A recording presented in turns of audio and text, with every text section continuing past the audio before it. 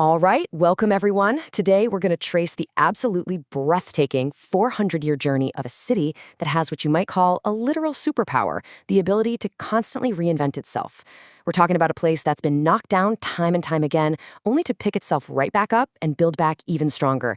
It's the incredible story of how a tiny, isolated trading post transformed into the world's greatest metropolis.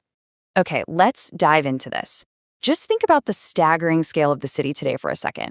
New York City boasts a whopping 8.3 million inhabitants spread across 5 bustling boroughs. It's got this sprawling, unbelievably complex network of over 32,000 streets, all interwoven and divided by 3 major rivers. It operates as a colossal, nonstop mega-metropolis, with an iconic skyline that's instantly recognizable anywhere on the planet. But here's the crazy part, and really the core focus of our explainer today. Virtually none of this existed just 4 centuries ago. No way, right? But for the endless grids of concrete and steel, this land was completely covered in dense, towering forests and abundant wildlife. For around 8,000 years, it was inhabited harmoniously by Algonquian-speaking Native American tribes, chief among them the Lenape people, who hunted, fished, and cultivated the land completely undisturbed. So, how exactly do we get from pristine forests to the massive global hub we know today? Well, that brings us to Section 1. Dutch foundations and the early settlements. The European arrival happened incredibly fast. In 1524, Giovanni da Verrazzano first spotted the harbor and claimed it for France, though they didn't actually settle there.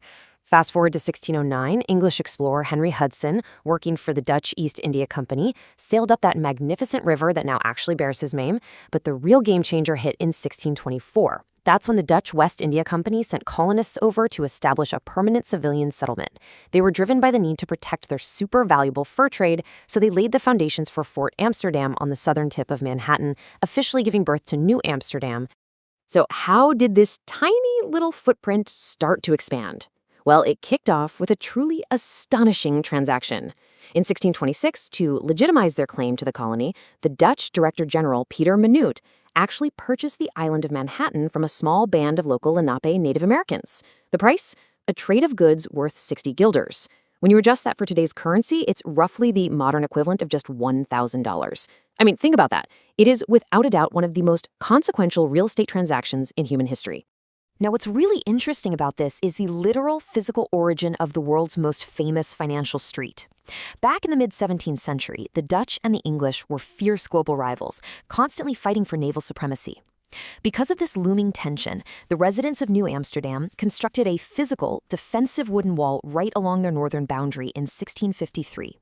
They built it specifically to protect themselves against potential overland attacks from the English up in New England. And you guessed it, that exact geographical boundary is what we now know as Wall Street. That lingering threat from the English did eventually materialize, which brings us to Section 2, English Rule and Revolution. So despite that famous defensive wall, the English takeover was actually surprisingly effortless. In 1664, an imposing English fleet rolled into the harbor to seize the colony. The Dutch Director General at the time, Peter Stuyvesant, just couldn't rally enough local resistance, and he ended up surrendering the city without firing a single shot. The English immediately renamed the territory New York to honor James, the Duke of York. But interestingly enough, under English rule, the city actually kept a lot of its original Dutch institutions and practices, and it continued to prosper through a steady influx of new European immigrants. However, we definitely have to look at a stark demographic reality that fueled this growing economy. You see, one of the practices retained from the Dutch era and drastically expanded under the English was the institution of slavery. It became deeply embedded in the city's bustling port and shipping economy. To put it in perspective, by the 1740s, 20% of New York's residents, about 2,500 people in total, were enslaved. That is a reality that deeply, fundamentally shaped the early physical and economic foundation of the city. As the 18th century rolled on, New York transformed into a fiery ideological hub. It hosted the Sons of Liberty and the pivotal Stamp Act Congress of 1765, literally laying the political framework for the American Revolution. When war finally broke out, it certainly wasn't an easy victory. George Washington's army actually suffered a crushing defeat at the Battle of Long Island, leading to a long, bitter British military occupation. But the city survived. It emerged from the ashes as a shining light of liberty, and New York was even chosen as the very first national capital of the newly formed United States in 1785. It famously hosted George Washington's presidential inauguration right there on Wall Street. Having survived the war, the city was primed for an absolute explosion in both physical size and cultural complexity. Welcome to Section 3, Melting Pot, looking at 19th century growth.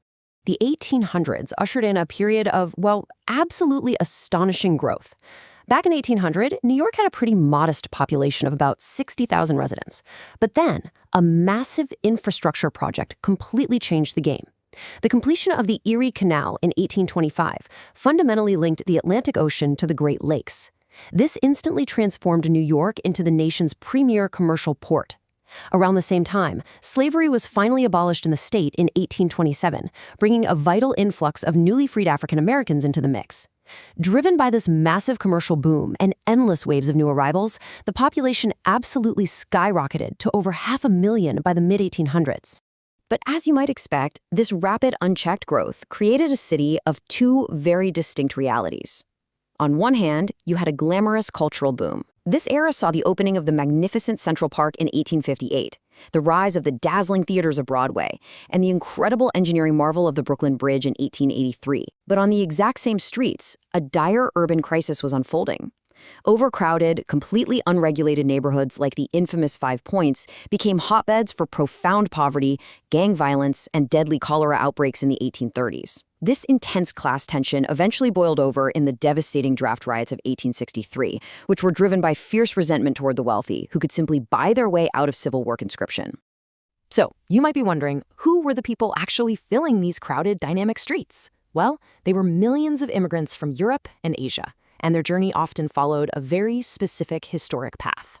Fleeing severe poverty and political persecution back in their homelands, they arrived by sea, greeted by the awe-inspiring Statue of Liberty, which was gifted by France in 1886 as a towering beacon of hope. From 1892 onward, many of them were processed through the massive immigration hub at Ellis Island. From there, they packed into the bustling, teeming tenements of the Lower East Side, bringing their traditions, food, and resilience to forge the city's incredibly vibrant ethnic tapestry.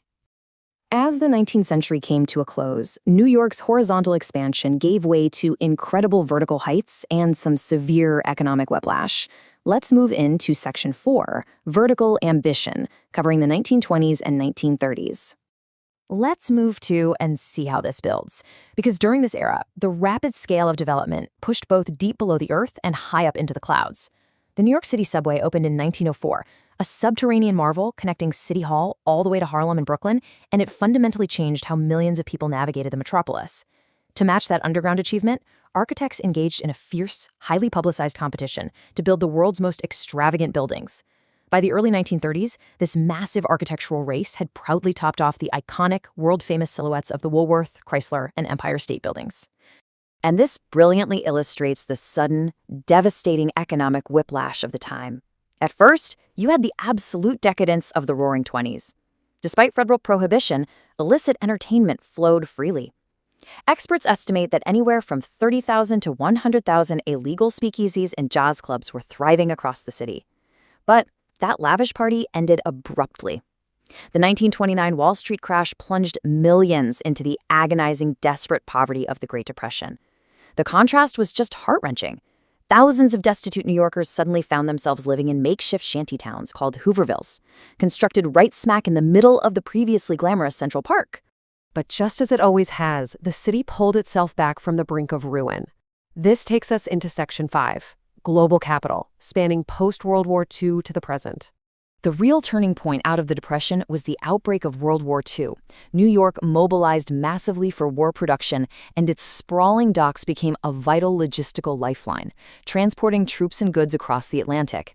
In the post-war years, while many other global cities literally lay in ruins, New York seized undeniable global prominence. It was selected as the home of the United Nations headquarters in 1952. Culturally, it inherited Paris's historical role as the undisputed center of the global art world, while simultaneously rivaling London as the heavyweight champion of international finance. Now, of course, it hasn't been a perfectly smooth ride since ascending to that global throne. The city faced a notorious era of crime, bankruptcy, and deprivation in the 1970s that severely tested its very fabric. But there's a central truth to this metropolis. The city literally never stops rebuilding. Sweeping efforts to rejuvenate neighborhoods tore down older, decaying structures to make way for modern glass and steel marbles, like the completion of the original World Trade Center in 1973. Through every single trial, New York's ultimate superpower remains its ability to tear itself down and build back stronger, a feat very few other cities could ever achieve. Which leaves us right here. From a dense, pristine forest to a tiny Dutch settlement to the soaring, illuminated skyline of a global megametropolis, this city is completely unrecognizable from its origins. It has been a truly astonishing 4 centuries of continuous evolution. So, looking at the incredible resilience, tragedy, and ambition we've explored today, after 400 years of constant reinvention, what will New York become next?